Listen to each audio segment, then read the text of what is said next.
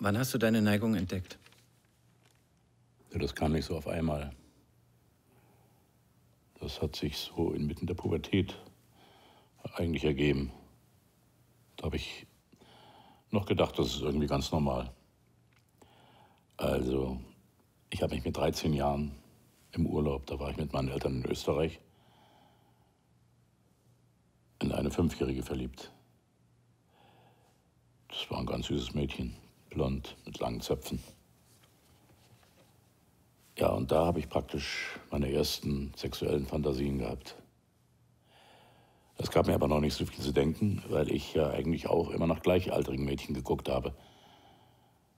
Ja, und dann wurde das immer heftiger. Also mehr zu Kindern, wo ich dann älter wurde, 15, 16, da habe ich entdeckt, also zuerst mit jungen und erwachsenen Frauen in Miederbekleidung, in Versandhauskatalogen, dass mich das reizt. Und ja, auf einmal habe ich dann eben auch Kinderunterwäschebilder gesehen, also Kinder in Schlüpfern, Mädchen in Schlüpfern. Und das hat mich dann eben besonders gereizt. Ich habe dann auch so schleichend angefangen, mir Gedanken zu machen, habe mich gewundert, habe noch nie von Freunden auch sowas gehört. Und da habe ich dann gedacht, ja, also du bist ja irgendwie nicht ganz normal. Ist ja irgendwie ein bisschen aus der Spur. Das Gefühl, aus der Spur zu sein, kannst du genau sagen, in welchem Alter das war? Ja, das fing so mit 16 an, 15, 16, ja. Dir war aber damals wahrscheinlich schon klar, dass du das nicht thematisieren konntest, oder? Oder hast du es thematisiert, ist eigentlich die Frage. Also hast du mal Freunde gefragt, habt ihr von kleinen Mädchen geträumt? Nee, überhaupt nicht. Also das war sowieso, ich war immer schon ein bisschen schüchtern und habe dann auch Freunde gehabt, die mich aufgezogen haben. Und mit Eltern Gespräche über Sexualität damals überhaupt nicht. Also meine Eltern haben mich auch nicht aufgeklärt. Wenn, dann wurden immer blöde Witze gemacht. Das war das Einzige, was Sexualität anbetraf. Also richtig aufgeklärt war ich praktisch erst in der Realschule. Und wie ist das dann weitergegangen nach der Schule? Wie jetzt überhaupt nach der Schule? Genau, also wann hattest du deine erste Freundin? Ja, ist mir jetzt ein bisschen peinlich. Also die erste Freundin, das war praktisch meine spätere Frau. Also die hatte ich 1977 kennengelernt. Da warst du dann wahrscheinlich über 20. Ja, ja. Alt. Seid ihr noch verheiratet? Nee, wir waren nur 2,5 Jahre verheiratet. Und hast du in der Zeit dazwischen Kontakt zu Mädchen gehabt? Überhaupt nicht. Einfach nur Fantasien? Ich war sowieso der große Träumer gewesen, also auch bei Gleichaltrigen. Ich habe eigentlich lieber geträumt, Fantasien gehabt, als in der Realität.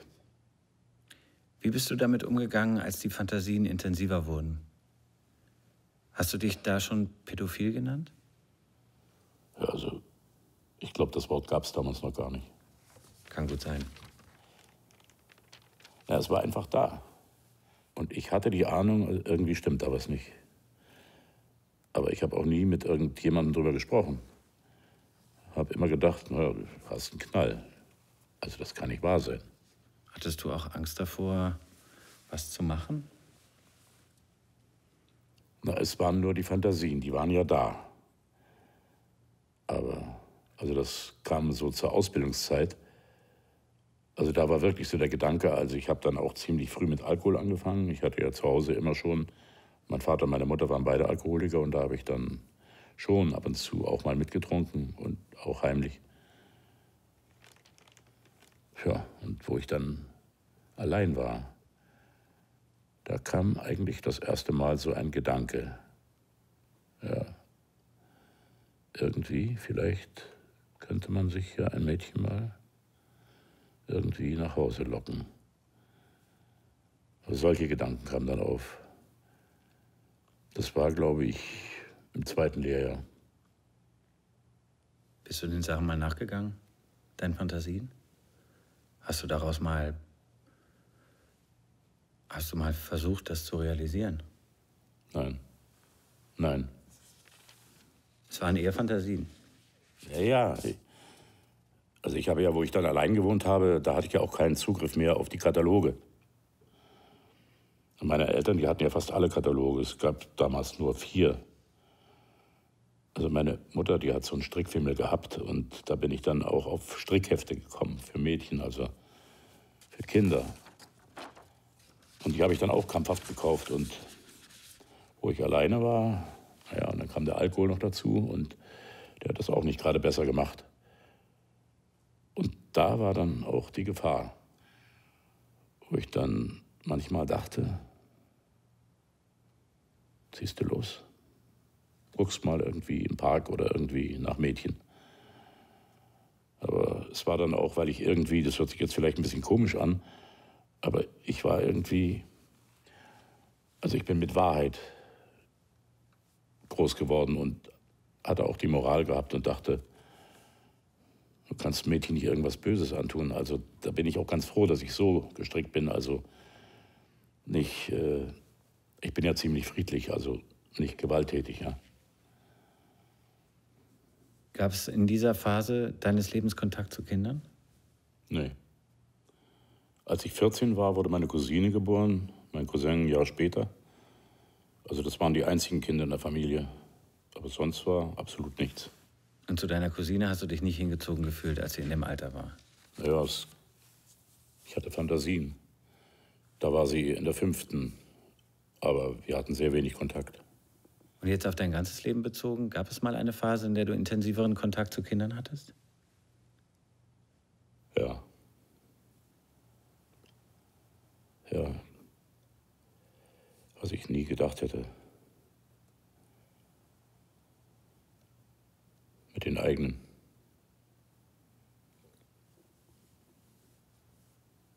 Die sind wahrscheinlich auf die Welt gekommen, als du mit deiner Frau noch zusammen warst. Ja. Du hast 2 Kinder? Ich habe 2 Töchter, ja. Die sind mit einigem Abstand geboren.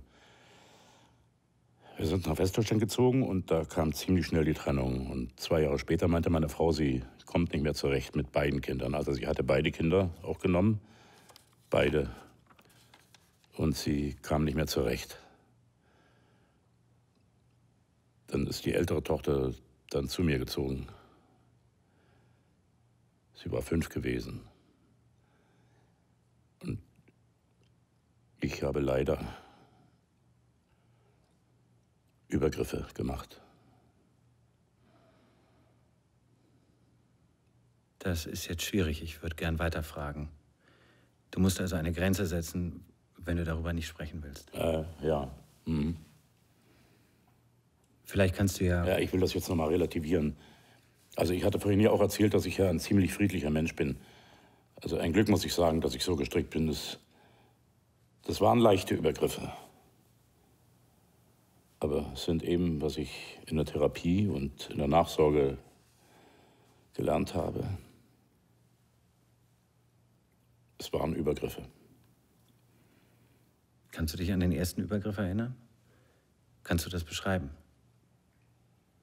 Ja. Das war eigentlich so alltäglich. Also es kam beim Schmusen. Also sie kam zum Schmusen und sie ist unheimlich gerne abgekitzelt worden. Und da habe ich dann leider auch Regionen berührt, die ein Vater eigentlich aber nicht zu suchen hat. Und ihr habt zu zweit gewohnt? Ja, wir haben zu zweit gewohnt. Allerdings haben meine Eltern, die in der Parallelstraße gewohnt haben, die haben mir sehr geholfen, weil ich damals auch voll berufstätig war. Und also die haben die Kleine vom Kindergarten abgeholt und dann hat sie auch mal da übernachtet. Deine Tochter hat die ganze Zeit bei dir gewohnt bis zum Abitur? Nein. Also neben diesen leichten Übergriffen waren leider natürlich auch Fantasien gewesen. Und wie gesagt, was auch verstärkt durch den Alkohol war. Ich bin einmal zu ihr ins Bett gegangen. Und sie hat aber sofort, ist sie wach geworden und sagte, Papa, was machst du denn hier? Da bin ich selbst wie aufgewacht und bin sofort raus aus dem Bett und habe dann beschlossen, das geht so nicht weiter. Und habe dann ein Jahr trocken gewesen und nach dem einen Jahr, da kam da so ein blöder Rückfall. Da kam eins ins andere. Und abends, wo die Kleine im Bett war, kamen wieder diese Gedanken. Und da habe ich gesagt, jetzt ist Schluss. War auch gerade Ferienzeit. Die Schwester war auch zu Besuch und es war ein Wochenende. Sonntagabend ist meine Ex-Frau da mit ihrem Freund gekommen und wollte die Schwester abholen. Und da habe ich dann das meiner Frau erzählt, dass ich einmal zu ihr ins Bett gegangen bin und dass ich gerne möchte, dass sie wieder zu meiner Frau geht. Ja. Das ist mutig. Ja, weil ich wirklich Angst hatte, dass ich die Fantasien da, dass ich die einmal auslebe. Wie hat deine Frau reagiert? Bitte? Wie hat deine Frau reagiert? Ach so, ja, sie hat sehr gut, also sie hat gemeint, dass ich könnte dich auch anzeigen. Und sie sagte auch, okay, ich gehe mal mit unserer Tochter ins Schlafzimmer und spreche mal mit ihr. Und naja, genau. Nach einer halben Stunde kam sie wieder, also kamen beide wieder zu mir und sagten, also meine Tochter, sie würde gerne auch zu ihrer Schwester wollen und zu ihrer Mutter wieder. Aber sie möchte, dass ich verspreche, dass ich mit dem Trinken aufhöre. Da war sie 12 Jahre. Da sieht man mal auch, was einem Kind durch den Kopf geht. Und dann ist sie ausgezogen? Ja, an diesem Sonntag noch sofort. Dann hast du dich und deine Tochter ja ganz gut beschützt, oder? Ja. Ja.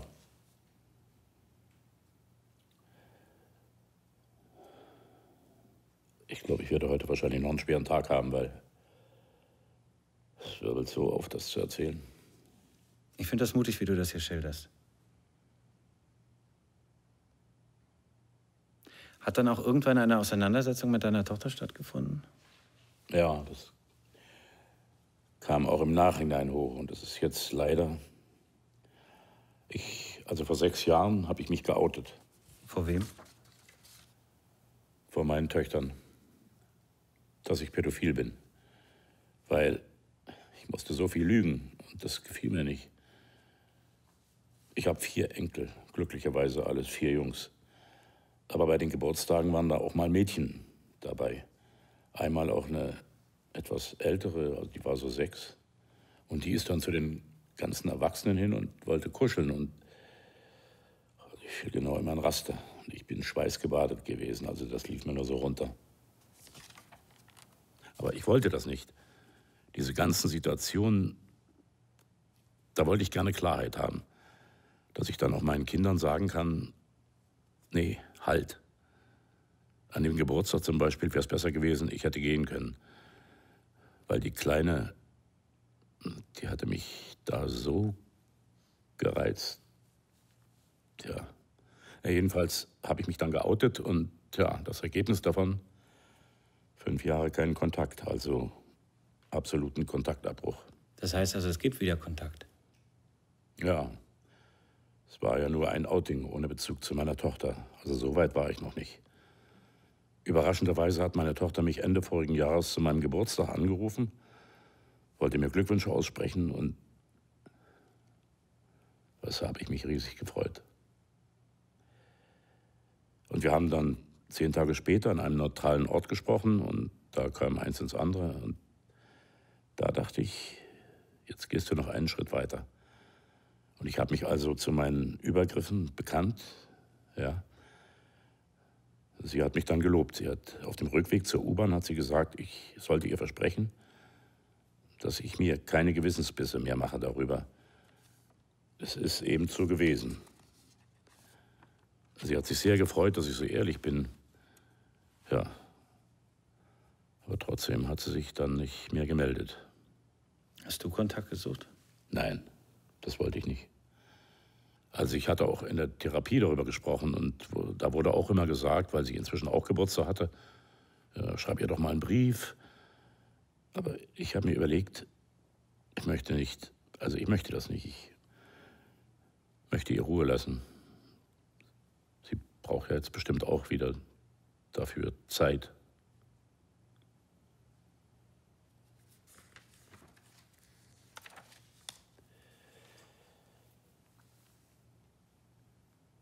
Ich muss noch was Heftiges erzählen. Das war, als meine Tochter noch bei mir gewohnt hat.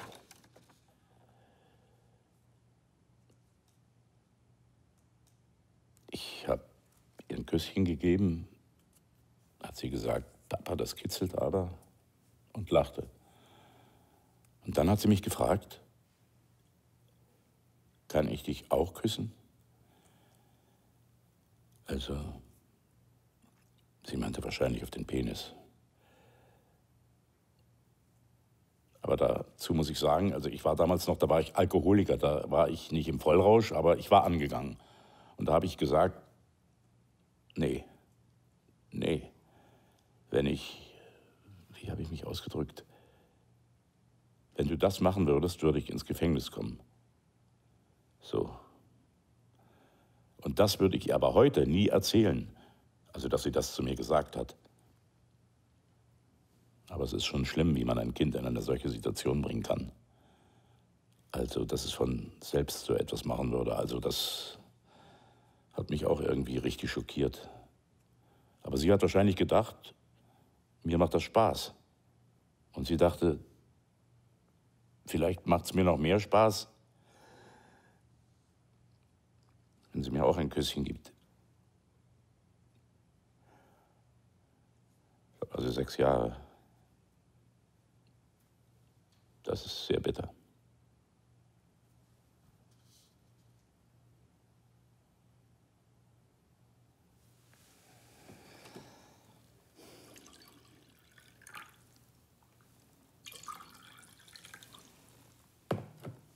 Danke.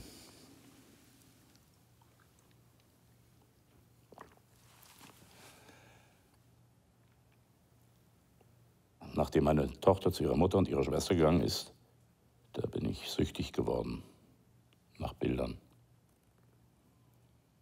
Aber so richtig.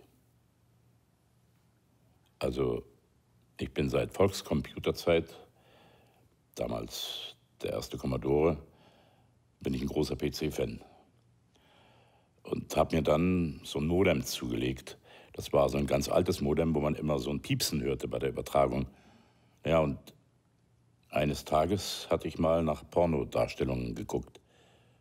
Also da noch im Erwachsenenbereich. Und da gab es dann manchmal so Werbeeinblendungen. Da habe ich dann Kinderbilder gesehen. Bin ich darauf, habe drauf geklickt. Und dann wurde immer mehr daraus. Und schließlich immer mehr gesucht habe ich nach solchen Abbildungen. Habe stundenlang am Computer gesessen, manchmal dann sogar auch über Nacht. Ich habe kein Ende gefunden. Auf einmal gucke ich auf die Uhr und dann war es schon 5 Uhr morgens und um 7 Uhr hätte ich aufstehen müssen. Dann bin ich nicht mehr zur Arbeit gegangen, habe mich krank gemeldet und habe zum Teil noch weiter runtergeladen. Ich habe kein Ende gefunden. War das konstant jeden Tag? Ja, zum Ende hin war es. Während der Therapie hat es doch nachgelassen, etwas, aber vor der Therapie war es jeden Tag. Ich glaube, da gab es nie eine Zeit, wo ich mal nicht geguckt habe. Und sind da online auch Kontakte zu anderen Pädophilen entstanden? Nee, gar nicht. Weil du das nicht wolltest oder weil es sich nicht ergeben hat? Nee, weil ich das nicht wollte. Also ich bin mal auf so Foren gekommen und das hat mich so abgeschreckt, was die da geschrieben haben. Weil die auch so überzeugt waren, dass Kinder das wollen. Und das hat mich vollkommen abgeschreckt. Ich habe auch keine Bilder getauscht oder gekauft. Ich habe also Bilder nur so runtergeladen. Es waren immer Serien gewesen, wie so ein Film, die ich runtergeladen habe. Das fing ganz harmlos an und wurde dann praktisch immer schärfer. Und da habe ich dann eben auch gelernt, dass die Mädchen das eben nie freiwillig machen wollen und dass das schon Missbrauch ist. Hast du irgendwelche Regeln, was du anderen von dir erzählst und was nicht? Ich versuche nicht auf sexuelle Themen zu kommen. Das vermeide ich. Ich habe jetzt auch seit einem guten Jahr einen Freund, mit dem ich mich ab und zu mal treffe. Und da habe ich jetzt wegen meinen Erfahrungen auch beschlossen, mich nicht mehr zu outen. Weil ich Angst habe, ich komme da in irgendwas rein. Naja, das behindert mich schon, das Thema. Sonst irgendwelche Gebiete, wo du irgendwas vermeiden musst? Wo du das Gefühl hast, da bist du so in deinem Alltag eingeschränkt? Ja. Zum Beispiel baden gehen. Mache ich gar nicht mehr. Da hatte ich auch so ein Erlebnis. So ein niedliches Mädchen, muss auch so 6 gewesen sein. Und die kam aus dem Wasser und hatte nur so ein Schlüpferchen an. Man sah praktisch das Geschlechtsteil. Da ist mir ganz anders geworden. Ich musste immer hingucken. Und um das zu vermeiden, dass sich sowas wiederholt, das reizt mich zu sehr auf. Also da vermeide ich das, obwohl ich früher eine Wasserratte war. Weil wir bisher nur über Sexualität gesprochen haben. Hattest du auch mal den Wunsch, mit einem Kind eine Beziehung zu führen?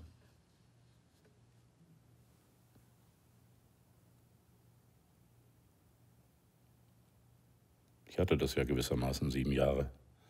Und dadurch, dass ich das erlebt habe, und das war ja auch das Grausame daran gewesen, dass man in einer solchen Beziehung, also das ist ja auch meine Tochter gewesen, dass man da in einem furchtbaren Zwiespalt lebt.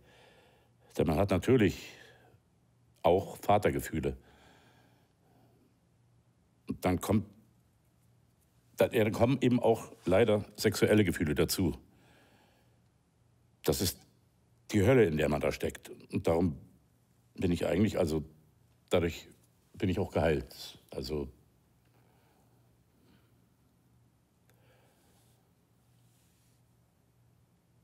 Und wie ist das, geheilt zu sein? bitte? Wie das ist, geheilt zu sein? Von dem Wunsch, geheilt zu sein. Ist das so ein richtiger Therapieerfolg? Ist so ein bisschen. Es ist eigentlich so. Also geheilt ist vielleicht doch ein bisschen falsch, weil. Also ich möchte das jetzt mal so vergleichen. Ein normaler Mann, den kann man nicht heilen davon, den Wunsch zu haben, mit einer Frau eine Beziehung zu haben. Genauso ist es auch bei einem Pädophilen. Es war vielleicht ein falscher Ausdruck. Geheilt. Also ich bin dadurch in die Realität gekommen. Also der Wunsch ist immer da. Als Pädophiler. Nichts wäre schöner, als mit einem Kind, mit einem Mädchen eine Beziehung zu haben. Aber es steht eben, die Realität steht da. Das war also ein Abschied, den du machen musstest, von der Vorstellung. Ja. Ja.